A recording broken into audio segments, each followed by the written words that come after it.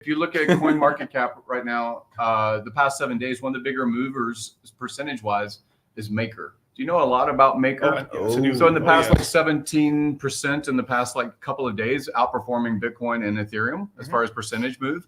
Is there something that's happening with Maker, especially since the big DAI holder had been speculated to be one of us? So we said this in the course, but since you fucking forced my goddamn hand, I guess I'll tell everybody. Trying to get some alpha out of this meeting, man. Fucking fine. You're going to go hours.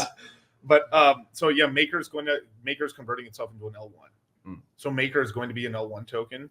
It's going to have its own network, and they're going to start buying bond US. They've been doing that already, but they're going to start paying bond yields to DAI holders. And and basically Ethereum Maker ratio might be interesting to watch as it kind of climbs up because they're similar prices. And suppose now this is the iffy part is like there's this other L1 kind of L2 thing called Canto. Canto is going to be like their L2 basically, but the whole thing there is that Vitalik dumped all his Maker tokens like 6-7 months ago. He dumped all his tokens. Basically, there's kind of some background infighting and stuff like basically like, well, fuck you then if you're not gonna be on Ethereum anymore then. Right. And that's it. And then this is why like they started like looking around trying to look for other kind of like Maker like stable coins and stuff. Right. Like the chart absorbed it. Yeah, the chart absorbed it. So I don't know, like Maker has almost no tokens at all. It's like 900,000 tokens total. I got a little bag of Maker. I haven't bought much recently. Thank you for telling me, pumped. But it's the best performer in the past 7 days. It's one of the best performers. And one big oscillation trade with that one is that usually when that one rips up, then usually it doesn't rip up anymore until Ethereum. So it's kind of this whole game where it's like Ethereum goes, and then it catches up, and then people that when it's this close, then people they're selling to Ethereum, it dumps down a little bit, then Ethereum rips up, and then this one monster catches up. So there's a lot of trading to happen there. But the big thing is we don't know if they're smart. They kind of have two options: is Maker keeps the current supply and just Maker tokens now an L1 token, but there's 900,000 tokens in circulation, or they do something smarter, which is stock split and make it cheaper because it's expensive. Maker is it's one of the more expensive tokens in crypto right now. I have to look at the current price. 2,500 or 2,550 or something. Right. So they would almost like have to 100x the supply to make it like, $25, $25 a little more affordable. Or if they 1,000x the supply,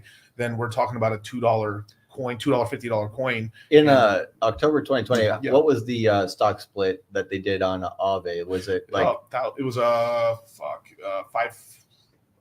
No, they reversed stock split. I'm sorry. Oh, it was right, because it was ETHLend. It was ETHLend. It was like so many zeros. They just made it. They kind of screwed up the chart, to be honest. Yeah. So people are not stupid, but it is what it is. It's human nature, right? You get the same amount of stuff. Okay, neutral. You get more. They give you more tokens. Happy. You have 10 tokens and they give you 1 token. Mad. And so this is one of the earliest calls we ever did in the courses. We're like, hey, you guys dump all your Aave ETHLend tokens, Aave tokens, and then just rebuy them afterwards because the reverse stock split is going to be negative for psychology, and it did down. Yeah, shout out OG. Well, again, I don't pay attention to a lot of things on CoinMarketCap except for what's been happening with the OA wallets. As far as the PulseX movement into different forms of DAI, SDAI, and all these other things as far as like yields. So then I started paying attention to Maker. Yeah. So it's interesting timing on some of these whale moves. Right.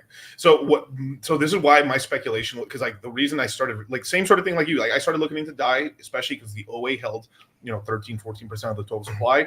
So I was like, all right, he really trusts this thing. Let's start looking into it. And that's when I started discovering all these things. Right. And then I was like, maybe the OA knows in the background that it's going to be an L1, and basically because they hold so much DAI that once they become their own L1, that there might be a native bridge on Pulse Chain that actually gives us real DAI. Oh, that's what I was like, because honestly, the way we have it now, we actually do still have real DAI. I mean, not real DAI, but like, it's still dollar.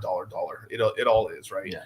But the cool thing about that is, and now it would make sense why the OA was holding so much of that, because now they can earn like safe yield basically from bonds and because it's mostly U.S. Treasuries. Hopefully they don't get into mortgage-backed securities. But